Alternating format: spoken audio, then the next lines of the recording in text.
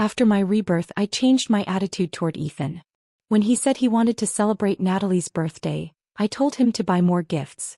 He took Natalie to the seaside and I liked their photos on social media, wishing them a great time. While I was in the hospital for an abortion, he was accompanying Natalie to treat a cold. I praised him as a good boss, so dedicated to his employees. Due to a system upgrade, I received a lucky discount on my mission and no longer needed to marry him. In my previous life, I spent all my years by Ethan's side, but I never earned a marriage certificate. Even in my old age, my son stood by my sick bed, persuading Ethan. Aunt Natalie waited for you her whole life. Now you can finally marry her. Let me plan an unprecedented silver-haired wedding for you too. Today was Natalie's birthday. I had agreed to help him celebrate, so I might come back late. Over the phone, Ethan's voice was cold and indifferent. I held my phone tightly, still reeling from the system's words just moments ago. I was reborn. In my last life, I failed to complete the mission of capturing Ethan's heart and I died. This time, the system greeted me with good news as soon as I opened my eyes. I no longer needed to pursue Ethan. I could leave early. What's wrong? Are you mad again? Ethan sounded impatient. I told you already, there's nothing between me and Natalie. I only see her as a little sister. Stop being so narrow-minded, okay? When I didn't respond for a while, Ethan grew a bit irritated. And you're pregnant now. Pregnant women shouldn't let their minds wander. Don't harm the baby over nonsense. His reminder jolted my memory. At this point in time, I had just found out I was pregnant. Fortunately, it wasn't too late to act. I replied calmly. Buy some extra gifts. Natalie loves luxury brands. When I first came into this world, Ethan was a fresh graduate and we built his business together from scratch. We worked tirelessly day and night until the company finally gained traction and began to thrive. Now I was pregnant and resting at home while he had hired a secretary, Natalie. Natalie was Ethan's childhood sweetheart. They had dated for 2 years in college but broke up when she went abroad for further studies. Now she was back and effortlessly took the place of all my years of hard work. Don't think of Natalie as materialistic, Ethan defended her. She's not like that. She doesn't have family in this city, and we're just offering her some warmth as friends. Ethan couldn't tolerate a single negative word about Natalie. He thought I was being passive-aggressive. I won't say more. Anyway, I'll try to come back early, he said curtly, running out of patience, and hung up. Please handle all your affairs within the next 2 weeks. Once the time is up, I will take you away, the system reminded me. I touched my stomach. There were indeed things that needed to be dealt with. You want an abortion? The doctor looked at my pregnancy test results with some regret. Even though it's only been a month, all the indicators are very healthy. And you're nearly 30. Why would you want to terminate the pregnancy?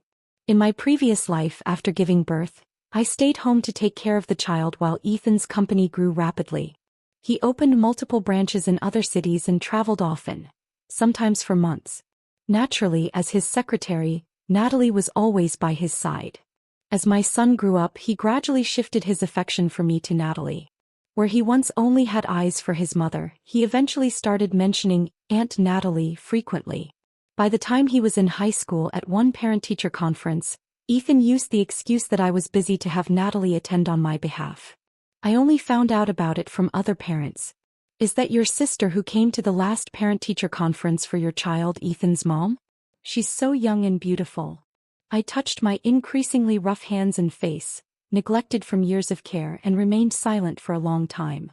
My grown son, much like his father, became increasingly absent as he entered middle age. I had once complained to Ethan in front of him about how Ethan never wanted to marry me. My son had responded, "You're already at this age. You've kept Dad to yourself for a lifetime. Why do you still care about something as trivial as a marriage certificate?" But in the end, standing by my sick bed, he said to Ethan, "Aunt Natalie waited for you her whole life. Now you can finally be together openly. Let me plan a groundbreaking silver-haired wedding for you too." At the very last moment of my life, I was left with nothing but deep regret. If I had known it would turn out this way, why did I ever give birth to him? My relationship with Ethan was strained from the beginning. We couldn't marry, and raising a child out of wedlock had been too hard. I decided to go through with the abortion. The doctor sighed but didn't try to persuade me further. The procedure was scheduled for 2 days later. I looked forward to regaining my freedom soon. In the middle of the night, I received a call from Ethan.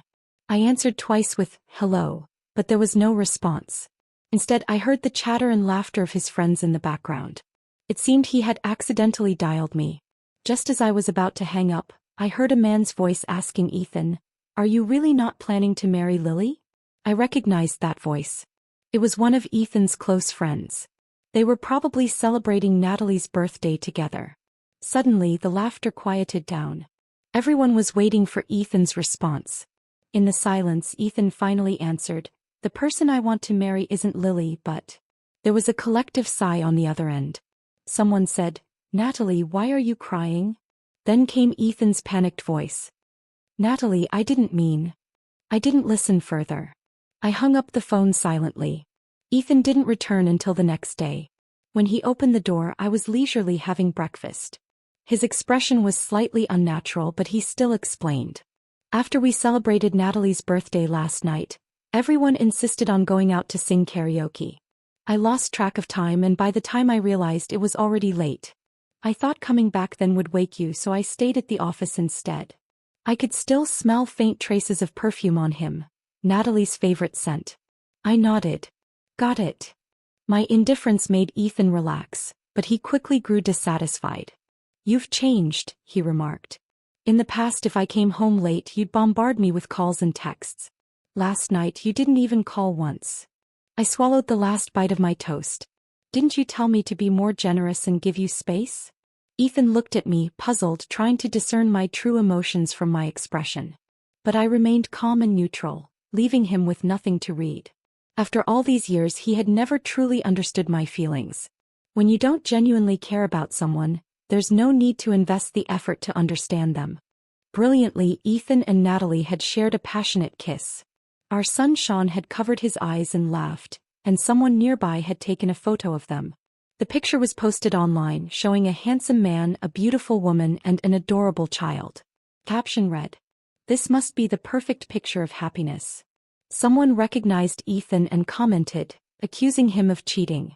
But Ethan, using my name, had replied, "We were never married, so how is this cheating?"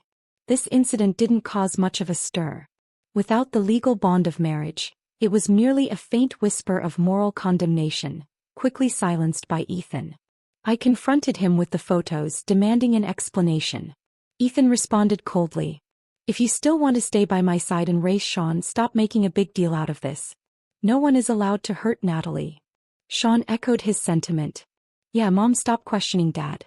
Aunt Natalie has been so upset. She cried several times. When she's unhappy, I'm unhappy, and if I'm unhappy, you'll be sad too, right?" I stood silently for a moment, then walked away. My phone buzzed. It was a message from Natalie, a picture of Ethan kissing her. Seconds later, she retracted it and sent a panicked follow-up. "Sorry, Lily, I sent it to the wrong person. You didn't see anything, did you?"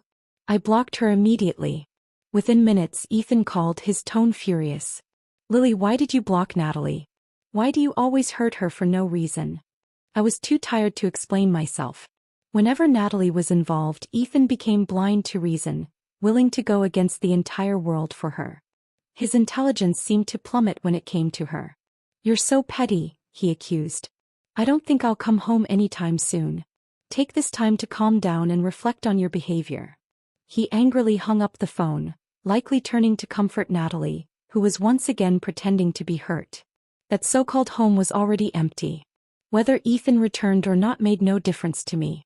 In the final days before my departure, I decided to visit the only person I still cared about, Ethan's mother, Lon. Even though Ethan and I had never married, I had called her Mom my entire life. She was kind and had always treated me like her own daughter, constantly advising Ethan to be good to me. In my past life, after she became ill and her caregiver neglected her, I did everything I could to take care of her, surpassing even Ethan's efforts as her biological son. Currently, she lived in her house in the suburbs. I had invited her to stay with us several times, but she always laughed and refused, saying she didn't want to disrupt our marriage life.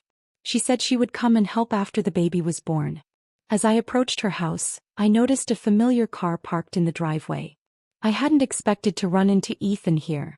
Just as I was about to leave, I heard voices coming from inside. Natalie, I've missed you these past few days. I think about you all the time, Lon said in a loving tone. It's Ethan's fault, Natalie replied playfully. He took me to the ocean a few days ago and didn't want me to tire myself out. Otherwise, I'd have come to see you sooner. My feet felt rooted to the ground. The conversation continued. It's a good thing Ethan cares about you, Lon said warmly. I never thought that boy had it in him to care about anyone. Look at how he treats Lily. He doesn't even care about her as much as a strand of your hair. Lon laughed. Her words were unfamiliar and cutting. Natalie, remember this. The daughter-in-law of the Ethan family is only you. Both Ethan and I recognize you. I've thought of you as my daughter-in-law since you were a child.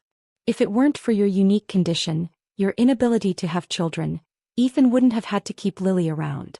Don't worry, Natalie. Once Lily has the baby, you and Ethan can get married. That child will be yours and Ethan's. It felt like a bolt of lightning striking me out of nowhere. My mind went blank, leaving me in a daze. So that's how it was. In my past life, my son Sean initially only had eyes for me as his mother. But every time he stayed at Lan's house for a while, he'd come back closer to Natalie and colder toward me. Now I understood. It was my kind mother-in-law who had been orchestrating this. A bitter taste filled my mouth. My mediocre life had not only been a joke to Ethan but was also a pawn in Lan's schemes. I had cared for her through her illness and cried until my vision went dark when she passed away. The autumn wind brushed against my hair and clothes, and my heart felt like it had been submerged in ice water. I wandered aimlessly until I found myself in a park. A little girl's ball rolled to my feet. I bent down to pick it up and handed it to her. She had adorable round eyes, sparkling like gems, and said in a sweet childlike voice, "Thank you, sister. You look sad." With her chubby little hands she rummaged through her small pocket and pulled out a lollipop, placing it in my hand. "Mom says to throw away all the things that make you unhappy and keep the ones that make you happy," she said earnestly. "I threw away my math problems last time and kept the lollipop. Now I'll give it to you." I held the lollipop tightly. He was right. Even a child understood such a simple truth. Why was I so stuck? The truth had finally come to light before my departure.